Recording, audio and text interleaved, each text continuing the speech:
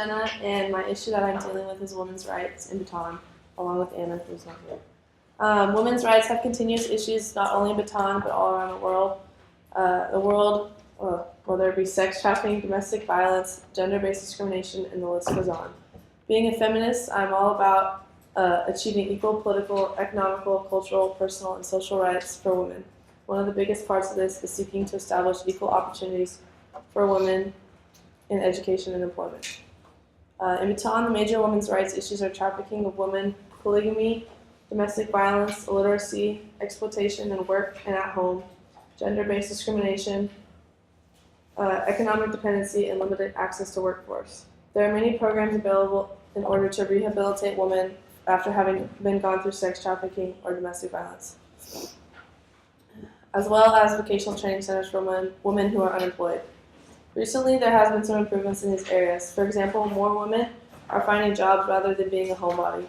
Here's a video that shows a woman embracing change. It's kind of long.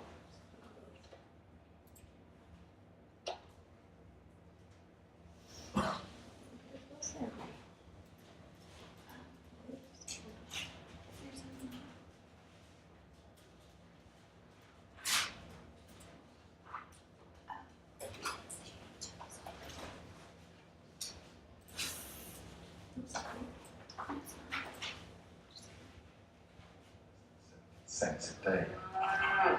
Meanwhile, youth unemployment people, 70% of whom are subsistence farmers, and a fifth of them live on less than 70 cents a day. Meanwhile, youth unemployment is approaching 10%. So more and more people are moving to the capital to look for jobs, and women are leading the charge. Today you see women furniture makers. You see women entrepreneurs selling things in the street. In town you see women police officers directing traffic. I met one woman, 30 years old. She has 2 teenage kids. She got married at 16. She married her school teacher, in fact, who was 9 years her elder. That kind of thing used to happen in London town. Anyway, times are tough, and his one school teacher's salary wasn't enough to put food on the table. So she went out and started driving a taxi, women taxi drivers. It's a new phenomenon. So are the dance clubs. These places have come to symbolize the clash between old and new. If you're against them, you see girls of ill repute who may or may not rely as prostitutes. I went to one club. What I found was a social enterprise. All the staff except for the dancers were disabled. The male musicians and singers were blind, and the dancing girls all came from poor, rural families. They get food, lodging, a small wage. They get lessons not only in dancing, but also in embroidery, in other words, life skills. After years of absolute monarchy, Bhutan is getting to grips with democracy. First elections were in 2008. The country has one female governor, and out of more than 2,100 elected representatives, only 4% are women. That may change when people go to the polls next year. But some things never change. All over the country, you see women bringing in the rice harvest onto the October sun. Archery is Bhutan's national sport, and some of the best archers are women. Then there are the Buddhist nuns. It's a life of sacrifice and discipline. It's getting up at 4 in the morning, sitting on hard wood in the cold air, chanting. At the Buddhist temples, you see people turning those enormous prayer wheels. They're filled with thousands of prayers. You turn the wheel and you get the benefit of thousands of prayers all at once. It would take you a very long time to recite them all, and in my book, that's a mighty handy shortcut.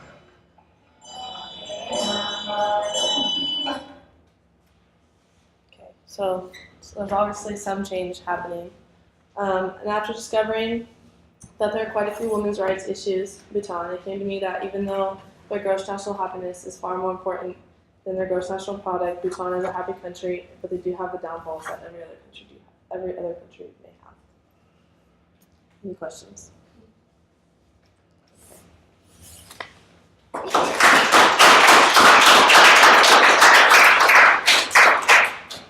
All right, thanks very much, Jenna. So jump up? I'll go for it. All right.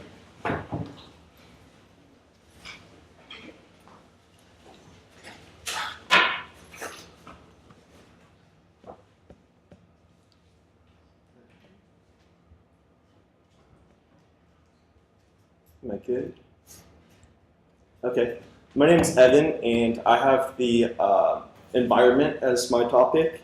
I wanted to start by talking about the 4 pillars of gross domestic happiness. The first one is equitable socioeconomic development. The second one is conservation of the environment. The third one is preservation and promotion of culture. And the fourth is promotion of good governance. The environment has like such a huge role in Bhutan's country and its people that if something isn't done to combat global climate change, it could destroy their country. Global climate change is affecting Bhutan in many ways. The most impactful way is their glaciers, which is their main source of water.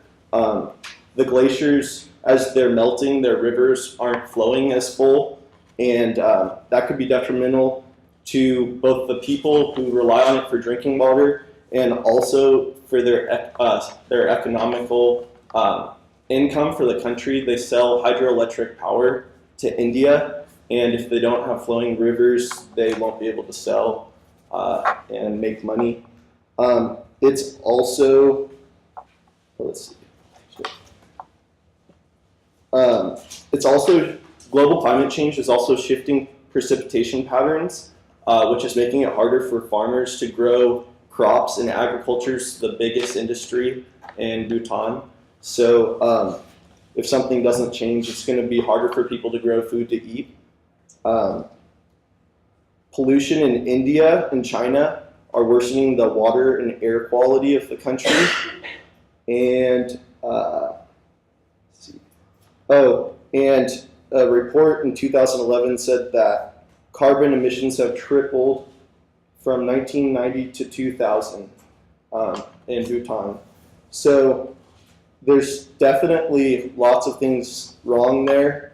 The government does do a lot of things to protect the environment. The first is that over half of the country is protected for wildlife. So you can't fish or hunt or take anything. All of the animals are protected. Another thing they do is 1/3 of Bhutan's gross domestic product comes from renewable resources. So they're really into sustainability. And then they have also created wintering zones in central Bhutan for endangered species of cranes. It's really, they're like really crucial to like the whole ecosystem, and they've been over hunted, and their numbers are really low, so they did this to have like a nesting place and feed them. And the last thing that they do to promote good environmentalism is they promote ecotourism now. The country will let tourists in a lot of times to go into protected forests and just trek around and learn about it. They also bring them to like Buddhist temples where they'll learn about like how important the environment is to the people. And also birding is a really big thing that the government promotes to tourists, to like just see all the diverse bird species.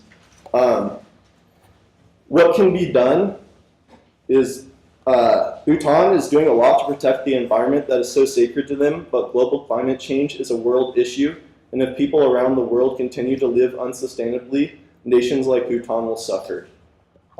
Small things that we can do is recycle.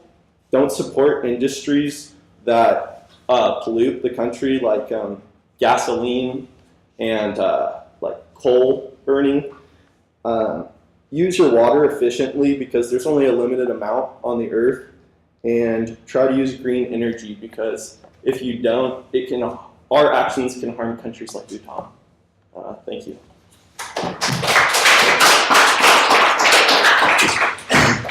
That's great. Good job, Evan. Thank you. Okay, so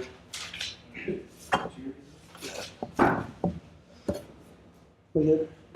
I did chapter 7, which was social media's role in change and political change, because I'm a polls major. And what intrigued me about that was their politics about gross national happiness. And I guess to start off with social media, what I learned was that Bhutan's relatively new to social media and internet in general. They got television in 1999 and internet in 2000. So I guess a lot of people feel that the internet it's pretty much 50-50. It's helping them advance in technology, but it's also taking away from culture, and it's promoting things like bad attitudes and like their people due to the internet and like sex and stuff. They have 80,000 Facebook users, which is 10% of their population as of today.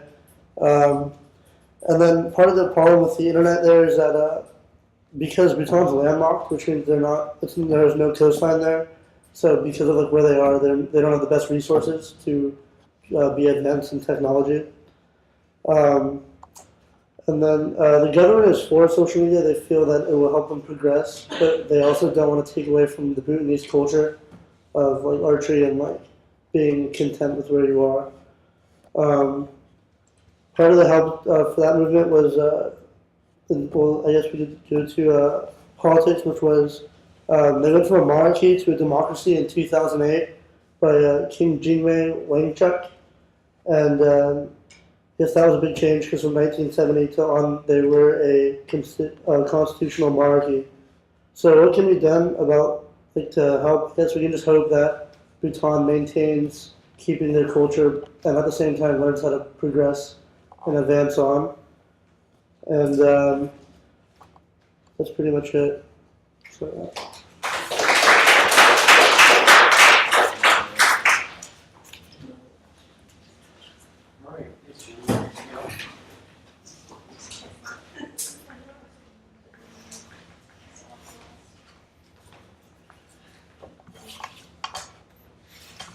Hi everyone, my name is Grant, and I chose Chapter 3, Trading Goods and Jobs. I know we've all heard great things about Bhutan, but the economy is one of the worst things there. The economy is very stagnant, which means it's really unstable. It's not able to function correctly because it's not a real nation, doesn't have like real communication, doesn't have any transportation. The main currency there is the Indian rupee. So their economy runs off how much they can trade with India, and if the trade currency goes down, so does the country's currency. And because even though the environment is beautiful, it's number one, that's all they take care of. The economy is the complete opposite.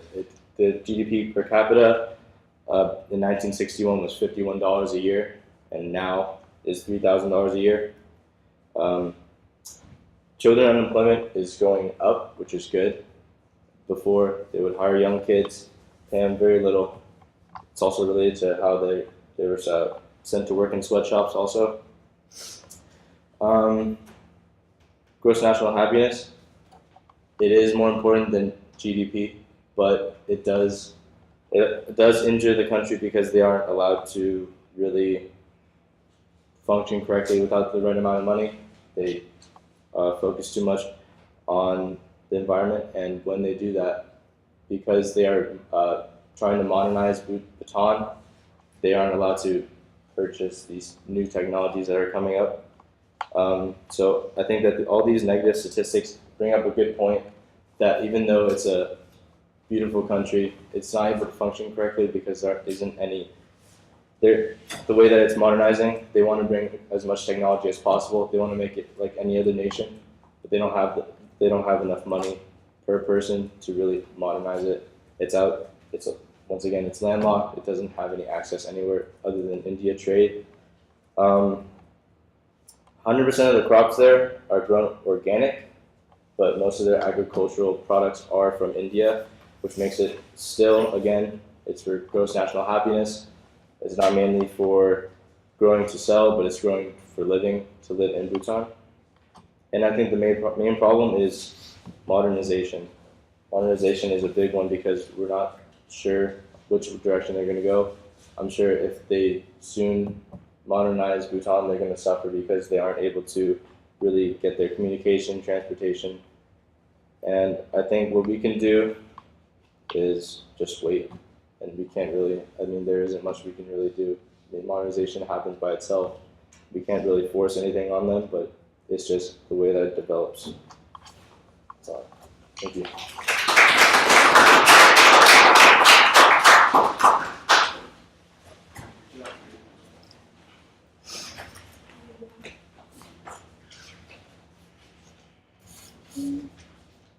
I'm Jocelyn. I did my project on the environment, but I mostly concentrated on the energy resources and the agriculture that they have in Bhutan.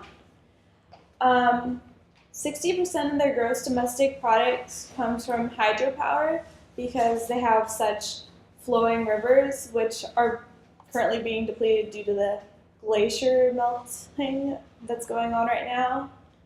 And because of the hydropower, 80% of the country now has electricity, and they're only using 5% of the potential power that they could be getting from the hydroelectrical plants that they have. And that's why by 2020, they're going to build another 15 hydroelectric power plants so that they can really get as much as they can from the rivers and use up all the hydroelectricity that they can, and then they can also make more money by selling the excess hydroelectricity to neighboring countries such as India.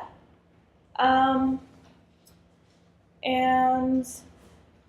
69% of the population in Bhutan is involved in farming and agriculture, and their main products are rice, maize, wheat, barley, buckwheat, and millets. I'm not real sure what those are, but yeah, and because they're so involved in agriculture, the people in Bhutan really understand how crops grow and how plants work, I guess, and that's why in their constitution they have it so 60% of the forest has to remain virgin land where they don't go and basically humanize the forest.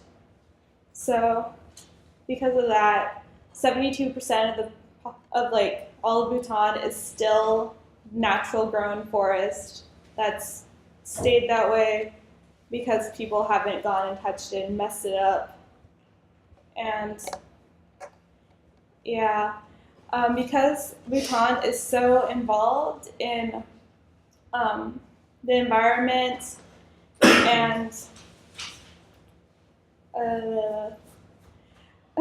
they're like one of the only countries that have less carbon output than what they're, more oxygen output than carbon output into the ecosystem.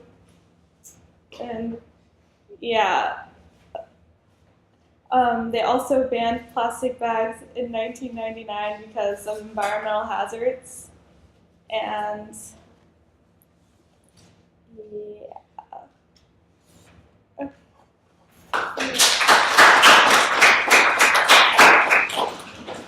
All right, good job.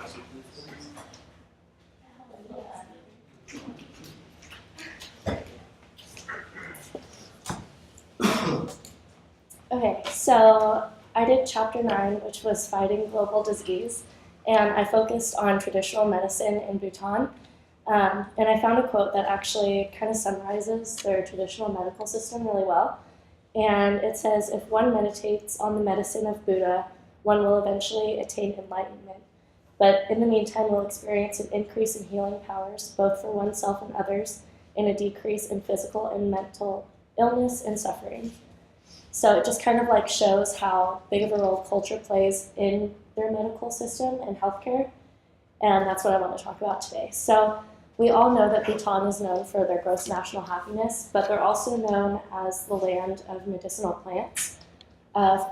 Forest covers over 72% of their country, and there's been more than 600 medicines or medicinal plants identified in Bhutan alone, and at least half of those are commonly used by doctors to produce medicines and like herbal remedies. So a lot of their medical system blends culture and tradition, where Buddhism is like the prevailing influence in all of that. And I found that health and spirituality are really intertwined and they're kind of inseparable. So the main concept of their medical system is Soba Rigpa, and the Soba, it means to heal, to feed, and to nourish. And Rigpa just means science or knowledge. So together, it just means a science of nourishment. And I think it's really awesome that their healthcare is like that, and it's more about just like nourishing the individual. And there's 3 basic components in all humans that they believe in, and it's air, bile, and phlegm. And so they're all interrelated in the body's vital systems and functions, so like the nervous system, circulatory, respiratory, all that. And so it's based on the Buddhist belief that all suffering is caused by an ignorance of nature. So the 3 elements kind of thrive on the basic 5 elements of the universe, which is earth, water, fire, air, and space. So as long as those 5 elements are in balance, then they believe that no suffering will erupt from the environment. So it's kind of more of a chain reaction. If people are ignorant to nature, then the environment will kind of erupt and suffering will occur in the individuals. So as far as treatment goes, they believe that sickness is caused by revengeful spirits. So the only way to treat them are to find the spirits that are causing the symptoms so that they can, number one, like treat the patient and then also appease the spirit. And there's 5 kinds of treatments that they focus on. The first is behavioral modification. So just like a change in lifestyle. The second is physiotherapy, which a lot of the time is just like acupressure and herbal therapy. And then there's herbal medications, minor surgeries, and spiritual healing. So surgeries almost never are practiced in Bhutan just because they don't have the resources or like the doctors to do them. And medications are absolutely like the last resort. So they just like to use like more herbal remedies and spiritual healing. And there's been a lot of advancements in traditional medicine. It first started out as a dispensary in the capital, Thimphu, and now the capital where the dispensary was, it's the National Institute of Traditional Medicine. So they kind of overlook all the hospitals and the traditional healthcare system. They provide training for the doctors and the pharmaceutical technicians. And they've just like really advanced. And one thing I found really amazing is that it's the oldest surviving tradition, or one of the oldest surviving traditions in the world. So it kind of just goes along with the whole idea of Bhutan and how they've kind of thrived through modernization, and so has their traditional healthcare. And then I think like one thing they could do, because as Grant was saying, their economy isn't doing so well, but they could raise their herbal and medicinal plants as cash crops, and then they could sell them and become a part of the global market, which I think would be a really good option for them because those herbs are in high demand as pharmaceuticals. So if they were to get involved, I think that would be a really good step. And yeah, that's all I have.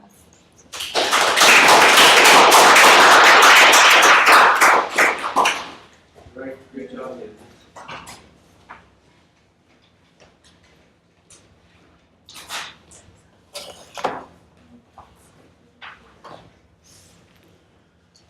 Okay, so I chose to do chapter 3, which was trading goods and jobs, and I did this because I'm in the economy group and occupations with Grant. I chose to focus on free trade. For those of you who aren't familiar with this term, it basically means that there's no barriers to trading resources or products through different borders. So before I indulge into the topic of free trade, I just want to give you guys a few facts. So during my general research of Bhutan and its economy, I found that the UN at one point found that the unemployment rate was 26.2%. And also for the occupations, most of the jobs come from hydroelectric power, like you heard from many other presentations, and construction, which is one of the points that Denny's friend brought up. And a lot of these jobs in construction are taken away by visa residents, which are just basically people who come to work from different countries. So a lot of the unemployment rate comes from that point. Agriculture, as much as you think it would be a factor in like occupations, because of the rate of I think natural forestry they have, it's actually more of a sustainable thing in survival, not so much survival. Like they use it just for food for themselves and their own family, because Bhutan isn't very flat, so they don't have a lot of places to grow food. On top of the lack of job markets for the people of Bhutan, and the fact about unemployment rate, you would think that free trade would be something that they would aim for, but they actually have a lot of bans, tariffs, and taxes on products and resources coming in and out of Bhutan. These are things such as alcohol, some medicinal drugs, clothing, tobacco, vehicles, and even furniture. So obviously, furniture strikes most people as an odd thing to ban. But if you think about it more, you could see that if you were to imagine a typical Bhutanese like home or traditional housing, if you were to put like a modern couch in there, it would kind of take away from their culture and tradition. So this is also connected through one of the researchers I found, Victor Mallet's writing. He's like a published author, and he has a blog and everything. So he said that it would diminish tradition and the modernization of Bhutan's furniture, for example, could almost, like Denny's friend said about the country that used to be beside Bhutan, it kind of assimilated itself into the rest of the countries surrounding it. So Bhutan would more so become part of, say, India or Nepal. So an internal struggle within Bhutan has always been free trade and opening the world to their tradition. For example, we heard again from Denny's friend who talked to us that a lot of mountaineers and explorers came to hike and like explore the Himalayan mountains that surround Bhutan on like the north side of the country. And a lot of them were limited to, I think it was 200 feet or so from the summit because of how sacred some of the mountains are. And this could have been an amazing profit for the country, Bhutan, but instead they held their culture and traditions over the economy of their country. So going off of this, they've also struggled in joining the WTO, which is the World Trade Organization, which is, they basically help countries to come to agreements on trades and tariffs. Bhutan, over the years, has come closer to free trade, mostly just to keep their economy afloat, but they've always held gross national happiness over gross domestic profit. For example, the only countries they really trade with are part of a group called SAARC. I'm not sure what the acronym stands for, but it's basically the surrounding countries like Nepal, India, and China, and a few of the other ones. Those are really the only ones they kind of trade with, and yet they still have a lot of bans and tariffs on those. As I said before, Bhutan holds their culture over their economy, and they want to please the people rather than give them like an opportunity to like make more money. Personally, I don't think their lack of a good economy is a problem to Bhutan. It's more of a world economy kind of problem. And the culture and tradition are main parts of what makes them happy. So if you take that away, then obviously the gross national happiness is not what's important to them. So I personally think that they should continue to support gross national happiness over gross domestic profit. That's all I got.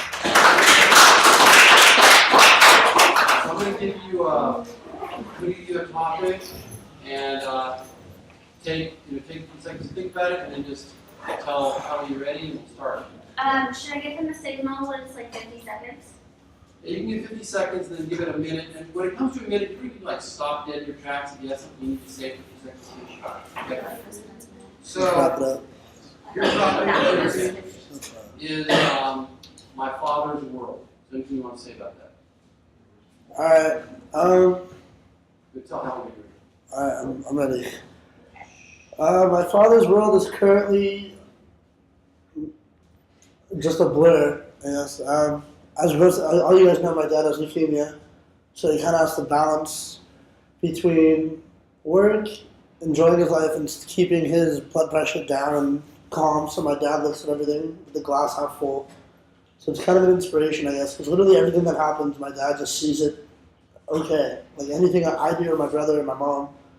So my dad's world is unbalanced. My dad can't be upset because if he does, his blood cells get messed up because it's blood pressure. So my dad's world is just trying to look at everything positive. Yeah, that's all I have to say. I don't know. I don't. All right. Well, I don't know. Is that 50 or 5 seconds? Okay. Do something you're planning to do for the afternoon. Yeah, well, okay, so my dad's going to a music festival. Okay, wrapping it up. My dad, next week, my dad and I are spending time with each other, and I'm very excited because I'm celebrating my dad's good health because so far he's been doing chemotherapy, and they told him he doesn't need to do it anymore after next month. So, okay.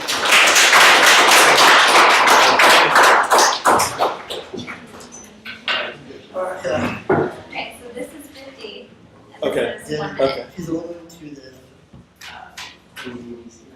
Okay, so Evan, Mm-hmm. your topic is animal communication, the way animals communicate with each other. Or Okay. how are you ready? All right, I'm ready. Well, I don't really know how animals communicate with each other besides for like humans. We're very advanced. I guess I was actually talking to my roommate about this the other day. Like, we watched some documentary about what's it? I think it was bears or something, and like just how complex humans communicate compared to animals is just like really crazy.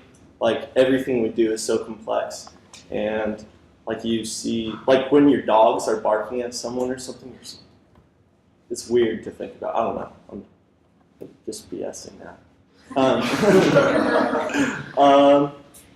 Yeah, I don't know. I'm blank. How much time do I have left? 46 seconds. 46. That's how much of it. Okay. Okay.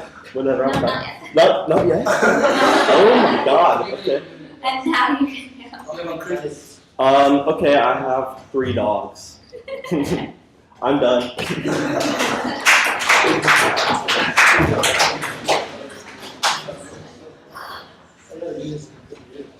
Yeah. Okay, Jocelyn, this is 50 seconds. This is 1 minute. Right, so Jocelyn, your topic is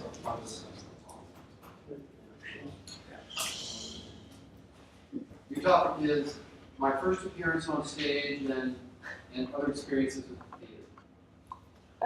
Okay. My first appearance on stage, I guess, was in preschool when I did ballet. I did dance for, I think, 10 years. And then my first experience with theater was in high school. And I just randomly chose to do drama. And I got into it, and I really liked that. I don't know, I like the idea of like portraying a type of story through a character and showing someone's story through your own movement and like acting. But yeah, since then I've done like 12 shows, and I have teched, I think, 7, but I like teching a lot better.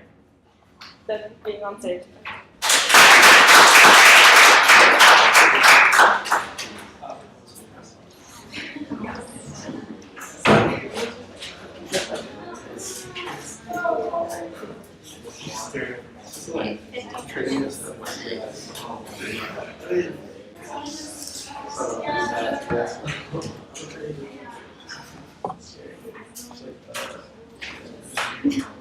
Okay, Jenna,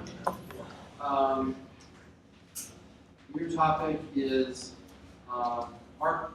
artificial enthusiasm, like when people are artificially enthusiastic about something, not really enthusiastic, but they tend to be. Okay. I'll think about this one. Can I get a new one? Oh. Oh. Alright, you can just start it. Oh man. No, I don't understand. I guess when people say like jokes that aren't funny, but you don't laugh at them, and then people are like, "Oh, you didn't think that's funny?" And that's all I got. I can't think of anything else. I can't. Just talk, just random. Just say that. I want a different topic. Pretend. Be artificially enthusiastic about it. Yeah. I don't understand why we're doing this. How do you feel? I feel really uncomfortable.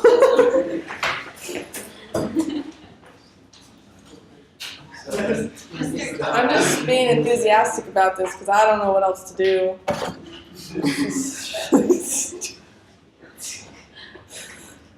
you can think of a time when you've seen people who are pretending to be really happy or enthusiastic, but they're not. Well, Hallie's telling me to wrap it up, but well, I guess some things we do in this class, people tend to be thrilled about them. They're really just not. Like this.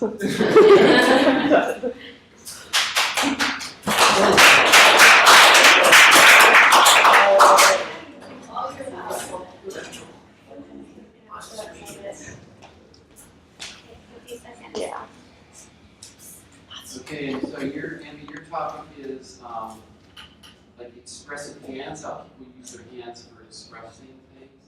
And people you know who do that, and people who don't do that. Expressive hands, how do you express it? Okay. Guess you can start. Well, some people do it to get their point across. I don't know. And it's really annoying because you kind of watch what they're doing. And yeah. I don't know what to say about it. People use it to express their opinions and get their point across, like I'm doing now. I don't know why, because I'm nervous. And that's about it. I can't think of it as time, just when lecturers do it, I guess. And when we just do it. Yeah. Are you somebody who usually does it? Only when I'm nervous. I don't usually, but they're talking about it, so I'm doing it now. You know people that do. No, not in particular. I kind of like move my legs a lot rather than moving my hands. Like I tap. That's about it. Expressive hands. Yeah. Okay, that's it. Okay.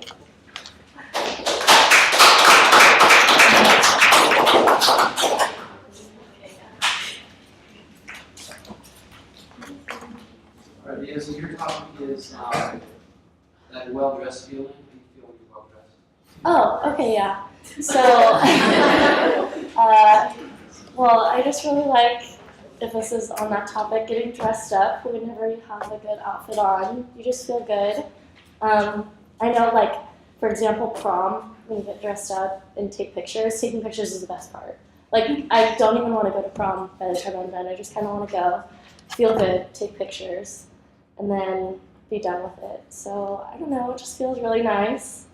It's a good time. Lots of selfies.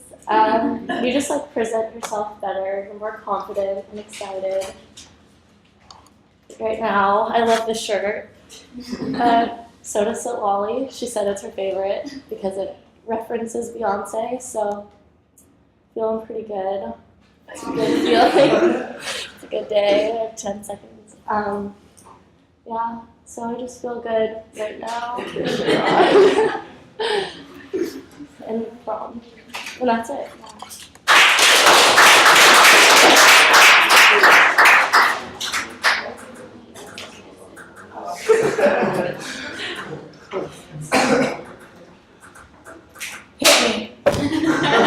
Yeah.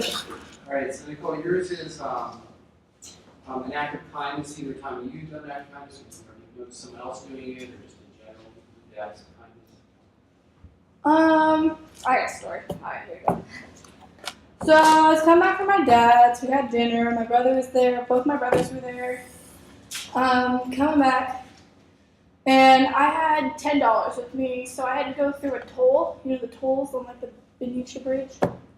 Going through the tolls. Well, I had fast track, and I was like, you know what? I'm just gonna go. I'm gonna pay $5, and then I'm like, you know what? I'm gonna pay for the person behind me. So I was sitting there, and I was like, nobody. At first, nobody was behind me, and so I was like. So I waited and waited. Finally, somebody got behind me, but then they got out of my lane. And I was like, no, come back, come back. Finally, somebody else came behind me. I was like, yes, stoked. Next person in line. I was like, all right, can I pay for the person behind me? They're like, yeah, $10. Like, here you go. And I go through, look at my rearview mirror, and they're like, you see, this is an old couple. And they're so cute. They're like cute little old people. And so, well, not like old, but they're getting there. So, so 1 minute. I gotta finish this story. Hang on.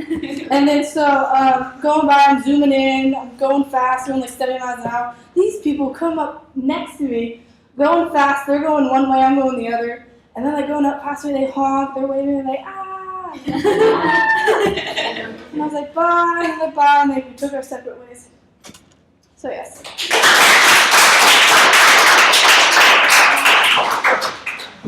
Right, next up.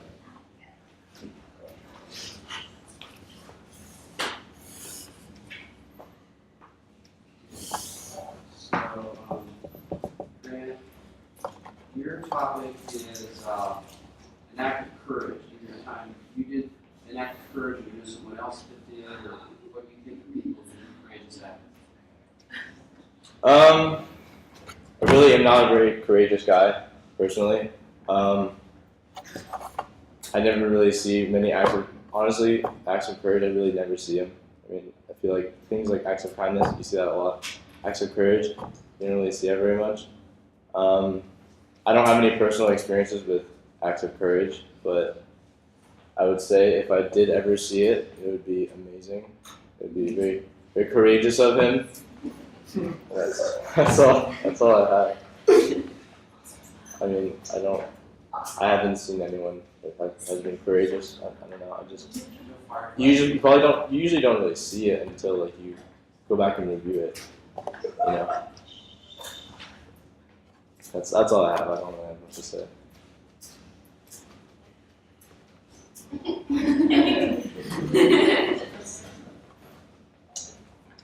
It was a good topic though. Just the wrong person.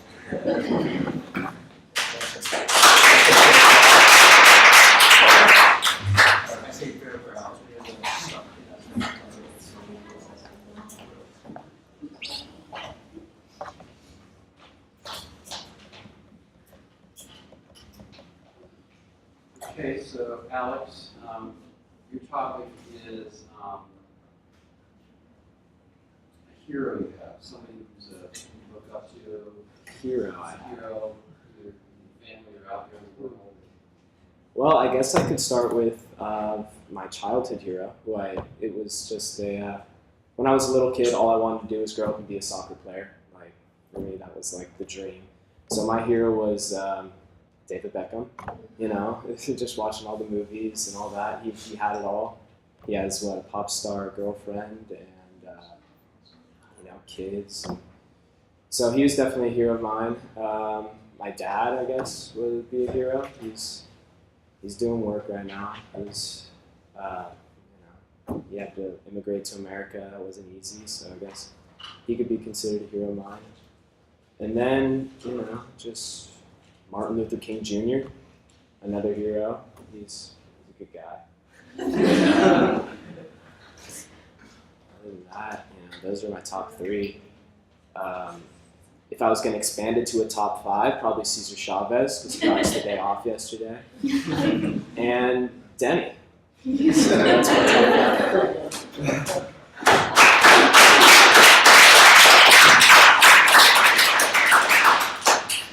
Nice job.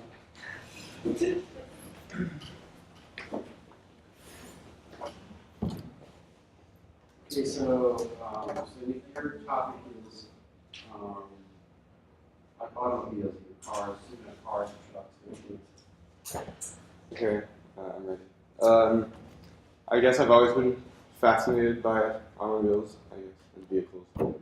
I've always, my dream is to be like, just have a huge garage with just every car.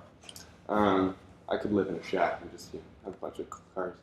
I guess related to that, the only reason I live in America is because of vehicles. My dad used to work for Toyota, and then he works for Tesla now. I don't know if any of you guys know what company that is. I mean, since I heard about them, I've always been fascinated with their cars too. My dad drives one, and I'm pretty sure he loves it more than he loves me. Yeah. So, okay. I guess a cool fact is that the center of gravity is at the bottom of the car, so it probably won't flip over. That's all I have for you.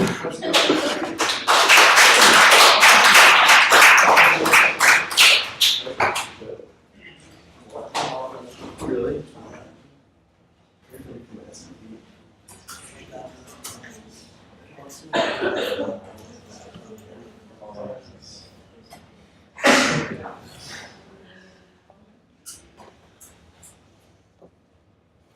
Okay, so your topic is laughter, either like your own laughter, which are types of laughter, different kind of laughs people have, or just thinking about laughter.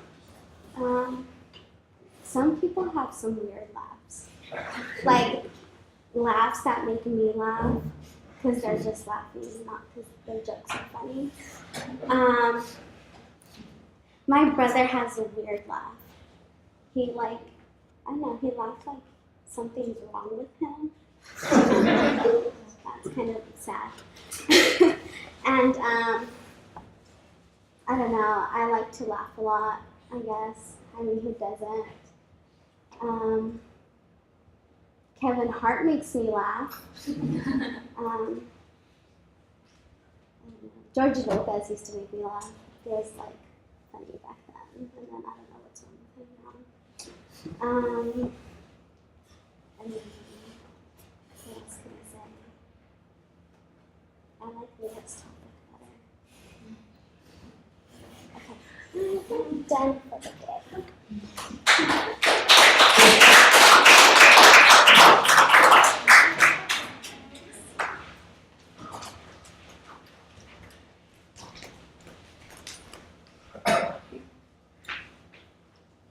Okay, so Kelly, your topic is like a dream to be literally like a conscious dream you have, something you want to do in life, or an actual dream you had, like for dreams that don't keep anything but dreams. Well, I had a dream when I was 7 years old that I still remember really vividly, and I don't know if it's because I had it multiple times throughout my life, but I'll tell you the dream, but it's not a goal in the future because it's kind of a sad ending. But me, my mom, and my dad were walking up this really big hill, and we finally made it to the top, and there's this tarp over by the corner, and I was like, oh, let's go look at it. And I walk over to the tarp, and I stand on it, and I fall through, and I land in the middle of the ocean, and I'm in this cage, and the shark is coming at me and attacking me, and then my mom was like, ah, my dad ran over and grabbed me and pulled me out of the water cage thing, and then we hugged each other, and then we both fell off the cliff, and then my mom was still alive, so. I don't know, but I remember that, and I had it when I was 7, really little, so yeah, it was okay.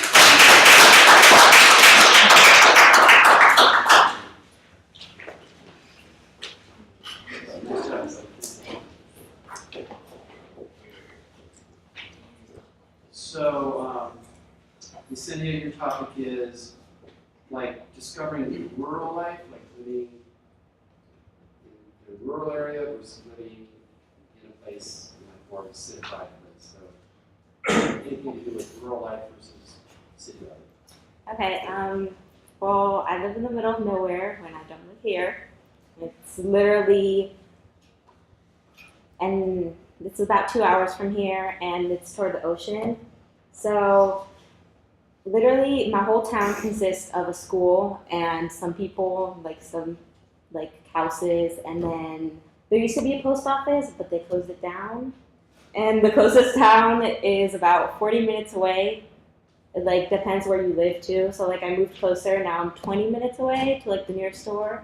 And it's like 2 little grocery stores and a post office and like some tourist stores. So it's like a really touristy town.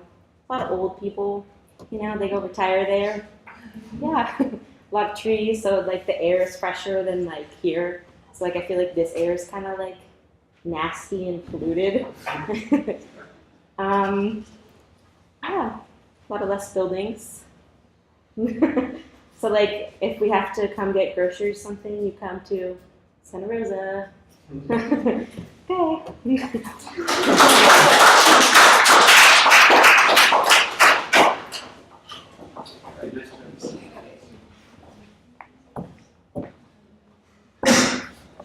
Okay, so Simone, your topic is how different kinds of weather can make us have different kinds of moods. Like, you know, rainy season. All right. Okay. I mean, like, I guess like a lot of people think that like the sun like usually puts them in a better mood, and they love like gives them like happiness. Like me, I hate the sun. I love the rain. I love the storms. Like being hot like really makes me anxious, and so I guess like that's just me personally.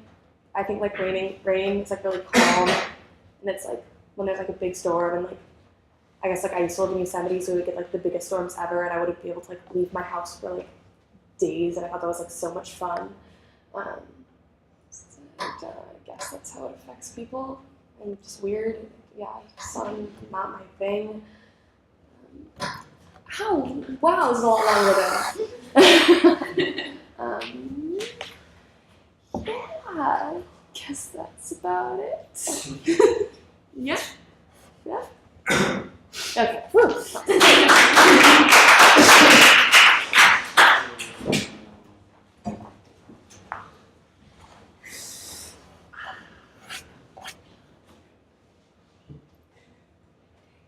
So, Carmen, your topic is how houses can have different personalities and Okay, I will begin. I was just at my uncle's house yesterday, and I was watching House Hunters, which is a really addicting show on HGTV. And there was this one couple, and the wife was like really annoying, but she really liked this one house. And she kept on saying how it had so much character, and that it was maybe some other word, like it was really vibrant. Like I think it was built in like maybe the 30s or 40s, I think. And it had like all the stuff that the house came with was really interesting, like interesting like cabinet door handles that were like shaped like apples, or like weird like we can go under the stairs kind of door thing, or like the roof is like really low and it has like slats on it, and it had so much character. And yeah, House Hunters is really cool, and everyone should watch it because you get to see some really cool houses. Yeah, thank you.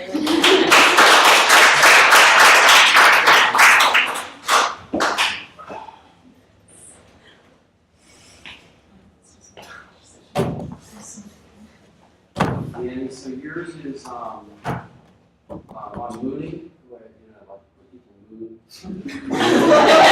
like moon, like what do you mean, like? Showing your butt to me. Wow. I think it's pretty funny. Like my friends, well, I never done it, but like some of my friends do it all the time. My friend Billy, Like we were in my school parking lot, like senior year. I was like driving by them, like bunch of my friends. My friend Billy had like just put on his pants, just moved me and just spray at them. Like it was pretty hairy. It was so bad. So like, and then after that, like I get like Snapchats from him, like of his butthole. So like we're pretty close. Yeah, I remember like this one time we had 2 cars. We're driving the hookah lounge during summer, and like my friend leaned the car behind us, like my friend's car, and then so he started like it was like a meeting contest. So like the girls would like do like their mean us, and like the guys would mean them. And it was a great time, but I don't know. Meeting's pretty funny. Like I've seen lots and lots of like buttholes. So yeah.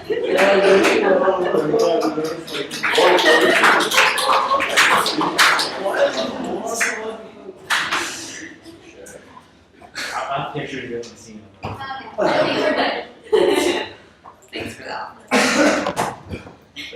Okay, your topic is teamwork.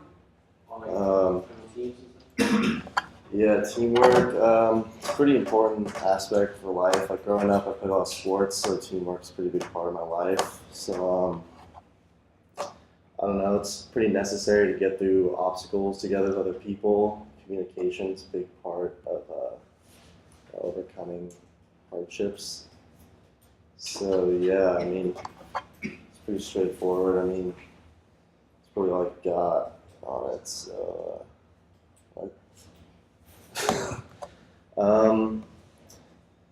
yeah, just teamwork. It's good. It's brutal. Yeah, so teamwork's a pretty good thing to have. Is it important for a winning team to have that?